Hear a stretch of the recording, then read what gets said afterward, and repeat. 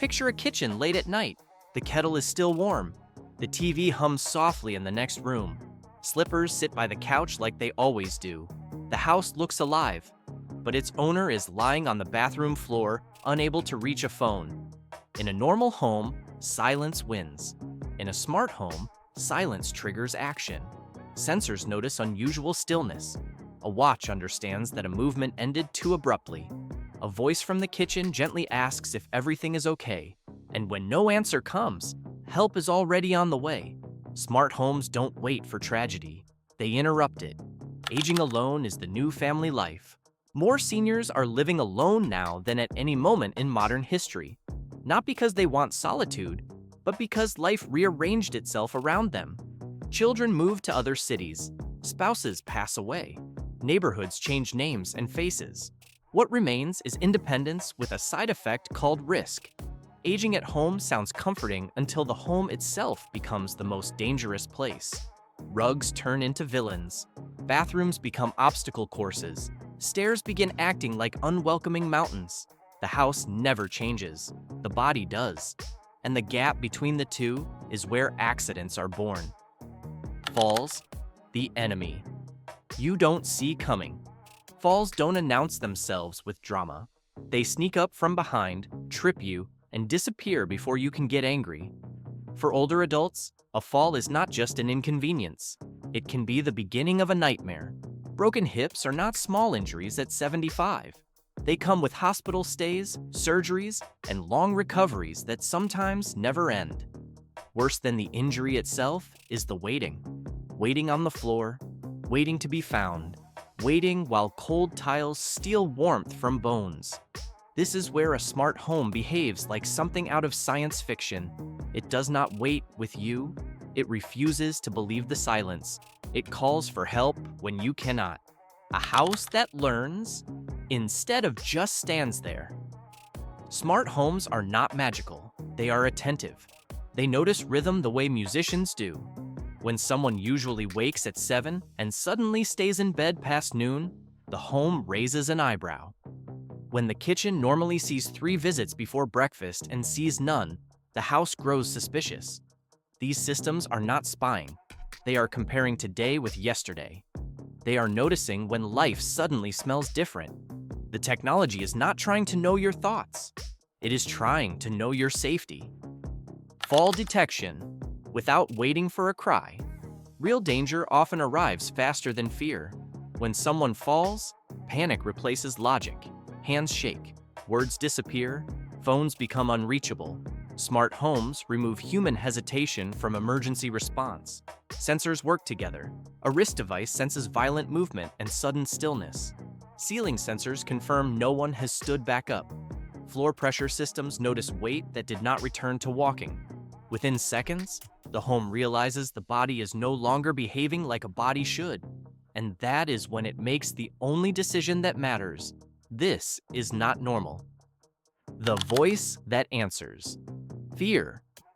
Voice assistants are the most underestimated heroes of smart homes. People joke about them confusing songs and misunderstanding accents. But in emergencies, these machines suddenly become serious. A soft voice asking, "Are you okay?" is more comforting than silence. If a senior can speak, the system listens. If they cannot, the system knows enough not to trust quiet. And it moves fast. It calls, it texts, it alerts. It does not argue, it does not freeze, it does not second-guess pain. It does what humans often cannot in panic situations. It acts. When fire and water stop being polite. Homes become dangerous in quiet ways. A stove does not scream when it stays on. A pipe does not shout before it floods a floor. Smoke does not knock before filling lungs. Smart homes interrupt disasters early. A smoke detector no longer begs you to wake up. It calls someone when you don't. A water sensor smells trouble before your nose ever could. A smart stove notices when the cook left hours ago and decides the meal is done forever. These devices are not flashy. They are boring lifesavers. And boring is the best kind of hero. Loneliness is a medical condition in disguise.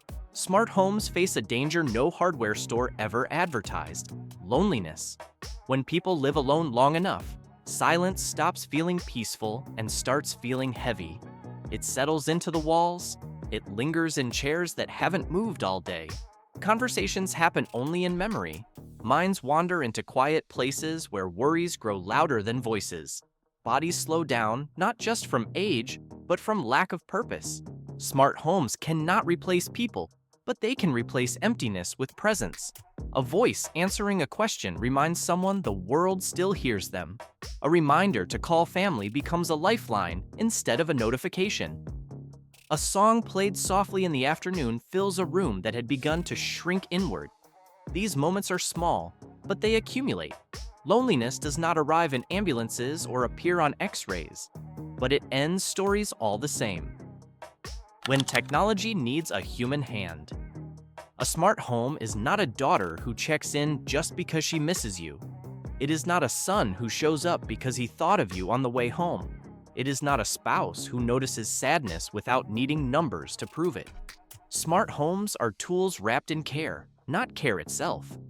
When families install technology and disappear, the system becomes hollow. A smart home without human response is nothing more than an expensive witness watching life quietly unfold and fade. Technology must support relationships, not replace them. The real strength appears when alerts are answered, when calls are returned, when someone steps through a door because a message said something wasn't right. Smart homes tell stories, humans must finish them. Privacy matters more than convenience. Safety should never feel like prison walls disguised as innovation. Seniors deserve more than protection. They deserve dignity. A life monitored without consent is not safety, it is surrender. Modern smart homes are beginning to understand this. Thermal sensors take the place of cameras that show faces. Motion patterns replace video. Doors inform instead of spy. The goal is not control. The goal is care without intrusion.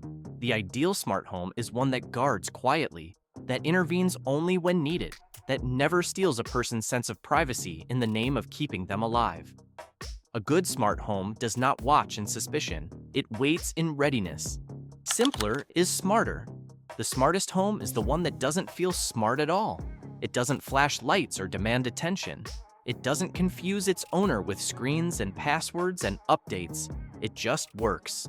Quietly, reliably, comfortably.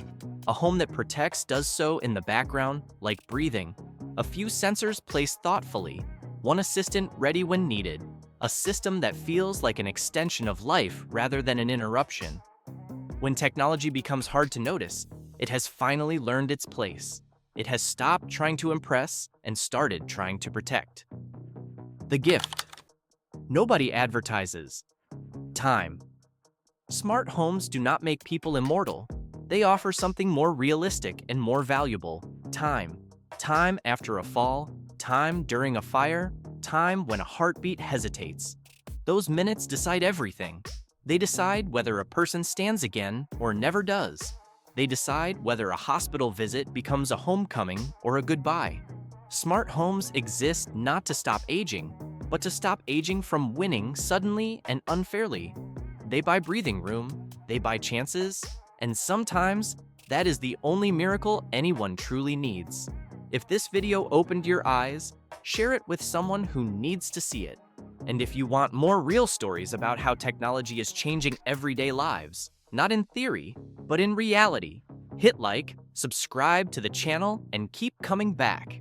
Because growing old should not mean growing invisible.